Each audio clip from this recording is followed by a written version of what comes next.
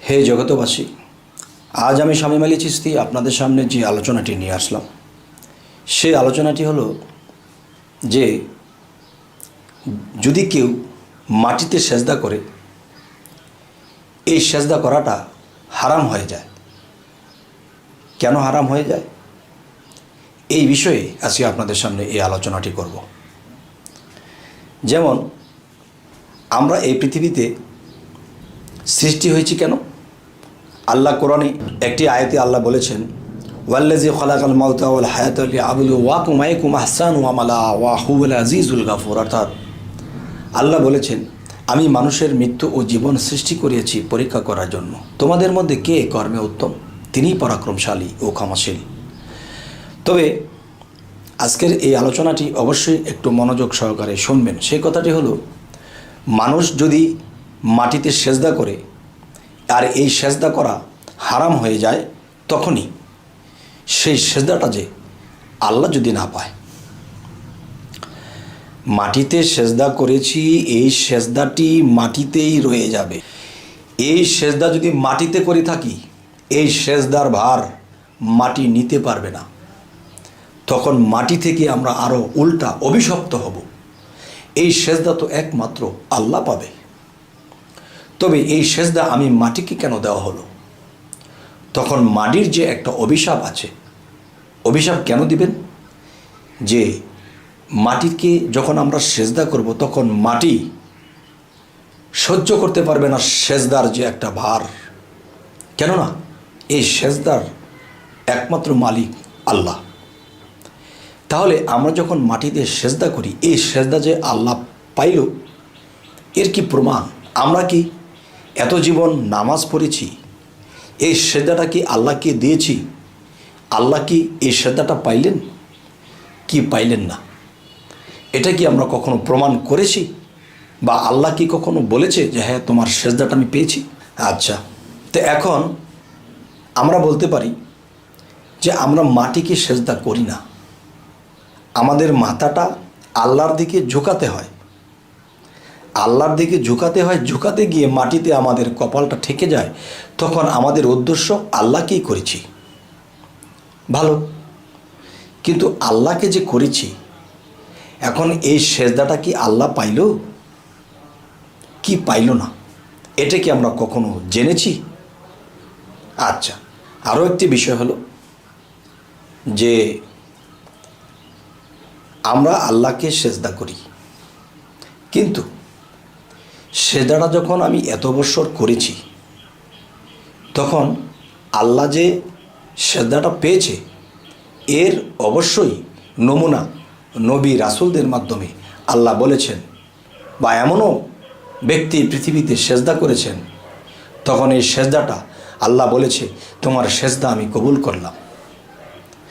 তো দেখা যায় নবীর সাথে যখন আল্লাহ তাআলার কথা হয়েছিল সেই মেরাজে, হে দোস্ত, আপনি আমার সাথে মেরাজ করেছেন, আপনার সাথে আমার কথা হয়েছে, দেখা হয়েছে, সাক্ষাৎ হয়েছে, আপনি এখন চলে যাবেন, কিন্তু আপনার চোখে এখনো পানি কেন? তখন নবীজি বলতে লাগলেন, হে আল্লাহ, আমি আপনার সাক্ষাৎ পেয়েছি, আপনার সাথে আমার মেরাজ হয়েছে, কথা হয়েছে, মোলাকাত হয়েছে, কিন্তু আমার উম্মত কখনো আপনাকে দেখবে না, আপনার সাথে মেরাজ হবে না, এই দুঃখে আমি কাঁদি। তখন আল্লাহ কি বলেছে, হে মোহাম্মদ, হে দোস্ত, আপনি যে আমাকে দেখেছেন কয়বার? একবার। আপনার উম্মতকে 5 ওয়াক্ত নামাজ দেওয়া হয়েছে, তারা দেখবে আমাকে 5 বার, প্রতিদিন 5 বার। তাহলে আমরা বুকে হাত দিয়ে কি কেউ বলতে পারবো যে আল্লাহকে দেখেছি 5 বার বা 1 বার বা জীবনে 1 বার? আচ্ছা, তাহলে আল্লাহর সাথে কি আমার মেরাজ হয়েছে? এই বিষয়ে কোনো খবর রাখছি না, এবং আমাদের বিবেক জাগ্রত হচ্ছে না যে আমরা সেজদা দিচ্ছি, তিনি কি পাচ্ছেন কিনা, তিনি সন্তুষ্ট হচ্ছেন কিনা। আচ্ছা, আরও একটি বিষয় হলো যে আল্লাহ কিন্তু একটা কথা বলেছিল, হে মুকরম, তুমি আমার আদমকে সেজদা করো। তখন সমস্ত ফেরেশতারা সেজদা করেছিল, কিন্তু মুকরম করেননি। তো মুকরম করেননি, কেন করেননি? এখন সে দেখতেছে আমি নিজের হাতে বানিয়েছি, আমি এটাকে সেজদা করব। এখন আল্লাহ তো হুকুম করতেছে করো, কিন্তু সে করতেছে না, সে নিজের হাতে বানিয়েছে বলে। তাহলে তিনি কিন্তু শয়তান হয়ে গেল, আল্লাহর কাছে লানত প্রাপ্তি হয়ে গেল। তাহলে আদমকে সেজদা না দিয়ে কি হলো? শয়তান হয়ে গেল। তাহলে আজও পর্যন্ত এই পৃথিবীর কোনো এমনও মানুষ আছে যে আদমকে সেজদা এটা মেনে নিতে পারে না, এবং দেখা যায় যে আল্লাহকে সেজদা করবে। আল্লাহ কোথায়? আল্লাহ কিন্তু বলেছে আমি আদমের কালবে শাহ এলাহির বারামখানা, আমি আল্লাহ আদমের কালবে আছি। তোমরা যখন আদমের দিকে মাথা ঝোঁকাবে তখন আদমের কালবে বসে আমি এই সেজদাটি নিয়ে যাব। তাহলে তিনি ছিলেন আদি আদম, প্রথম পুরুষ, আর আমরা সেই আদমের বংশধর। আমরা কি? আমরা বনি আদম। তো বনি আদমের মধ্যে এমনও লোক আছে, এমনও ব্যক্তি আছে যারা আল্লাহকে লাভ করেছে, তার কালবের মধ্যে আল্লাহকে বসাইছে। তখন সেই ব্যক্তির সামনে, সে অলির সামনে, সে আল্লাহর অলির সামনে গিয়ে যদি আমরা আল্লাহকে ভাবব কি যে এই ব্যক্তির কালবে আল্লাহ আছে, তখন কি বলেছি? আল্লাহু আকবার। তাহলে মুমিনের কালবে বসে আল্লাহ এই সেজদাটা নিয়ে গেল। যদি কি অস্বীকার করে মানছি না, তাহলে আমি বলবো তাহলে আল্লাহ কেন বলল যে আমার আদমকে সেজদা করো? আদম তো আল্লাহ নয়। তাহলে আদম আল্লাহ নয়, তাহলে আল্লাহ তো ভুল বলেনি, আল্লাহ বলেছে আমার আদমকে সেজদা করো। তাহলে নিশ্চয়ই আদমের কালবের ভিতরে আল্লাহ বসা আছে, আর আদমের দিকে ফিরে যখন আল্লাহু আকবার বলে সেজদা করবে, সেই সেজদাটি আল্লাহ পেয়ে যাবে। আচ্ছা, এখন পৃথিবীর জমিনে যারা বনি আদমের মধ্যে আল্লাহ তো জ্ঞান লাভ করেছে, আল্লাহকে লাভ করেছে, কালবের মধ্যে স্থান দিতে পেরেছে, নিজেকে পবিত্র করেছে, তাই কোরআনে একটি জায়গায় আল্লাহ বলেছেন যে নিজেকে পবিত্র করলো সেই সফল কাম। এটি পানি দ্বারা উযু করে পবিত্র করে না, কালকে পরিষ্কার করতে হলে কিন্তু পানি দ্বারা হবে না। কালবের পবিত্রতা করার জন্য একজন আল্লাহর অলির কাছে গিয়ে জানতে হবে। তখন সেই সাধনাগুলো করলে তখন সেই কাল পরিষ্কার হলে সেখানে আল্লাহ এসে বসত করবে। তখন সেই পবিত্র মানুষের কালবে যখন আল্লাহ বসা থাকে, তখন সেই মানুষের দিকে ফিরে যদি কি মাথাও নত করে, তখন আল্লাহ বলতেছে কি যে আমি এই মমিন ব্যক্তি বা এই আউলিয়ার কালবে বসে আমি এই সেজদা গ্রহণ করে নিলাম।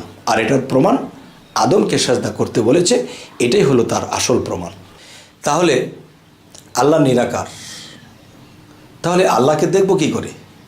তাই বলা হয়েছে যে আমি যে আদম নিজেকে পবিত্র করেছে তার মধ্যে আছি, তার দিকে মাথা ঝুঁকিয়ে আল্লাহু আকবার যখন বলা হয় তখন তার কালবে থেকে এই সেজদাটা আল্লাহ নিয়ে যায়।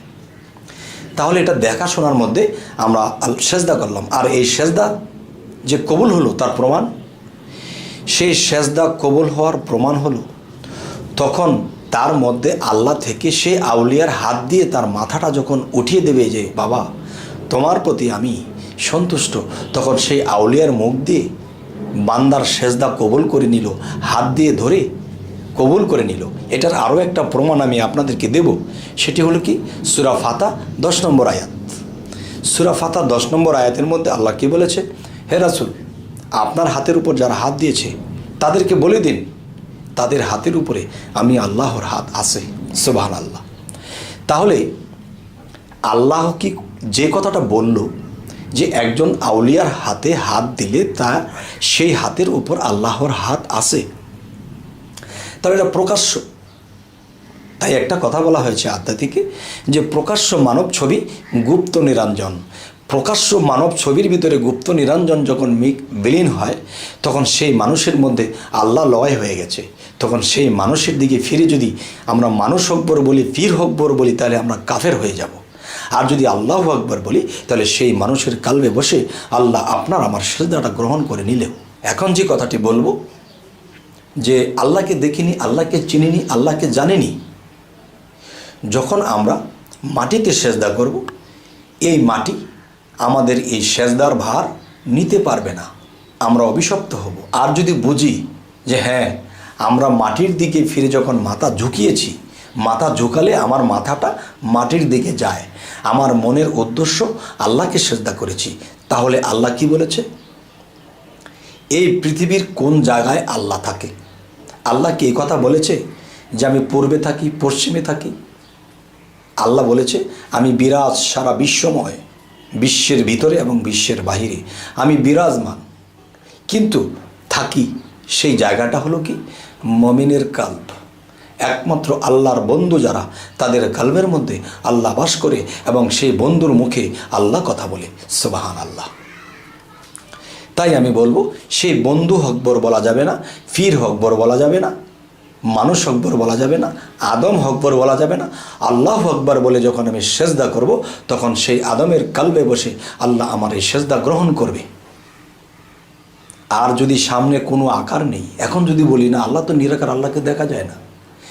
আল্লাহ সমস্ত সৃষ্টি করেছেন, সমস্ত সৃষ্টির রূপ আছে, গাছ, মাছ, তরুলতা, পশু পক্ষী, মানুষ, সমস্ত কিছুর স্রোত আছে। এখন যদি বলি আল্লাহর কোনো স্রোত নেই, আল্লাহর কোনো আকার নেই, তাহলে আমরা পাপিষ্ট হব। কেন পাপিষ্ট হব জানেন? যে আল্লাহ কি বলেছে? যে আমি অভাবহীন। কুল হু আল্লাহু আহাদ আল্লাহুস সামাদ, আমি এক এবং অভাবহীন। আর যারা বলে আমার আকার নেই, তাহলে আমার আকারের অভাব। আর যারা আমাকে অভাবগ্রস্ত বানাবে, তারা হাসরের দিন দিতে পারবে না জবাব, পিটিয়ে করবে তাদেরকে কাবাব। তাই ঠিক করতে হবে আমাদের স্বভাব। যাই হোক, আমি যে কথাগুলো বলেছি আপনাদেরকে, এই কথাগুলো আসলে কি যুক্তি না অযুক্তি অবশ্যই আমাকে বলবেন। যদি বলেন যে না, কথাগুলো যুক্তি আছে, তাহলে ইনশাল্লাহ শেয়ার করে আপনারা মানুষের কাছে পৌঁছে দেন যাদের ভিতরে এই দ্বিধাদ্বন্দ্বগুলো আছে। আর যদি মনে করবেন যে না, এগুলা বলা যাবে না, এই কথাগুলো সঠিক না, তাহলে শেয়ার করবেন না। আচ্ছা, তাহলে আমি আজকে যেটা বলতে চাচ্ছি, যে আমরা যদি আল্লাহকে সেজদা দিতে হয়, তাহলে প্রকাশ্যে মানব ছবি গুপ্ত যিনি নিরঞ্জন, তিনি সেই কালবের মধ্যে বসে আল্লাহ যখন এই সেজদা নিয়ে যায়, তখন নিরঞ্জন শব্দের অর্থ কী? নীরে আসে, নীরে ভাসে।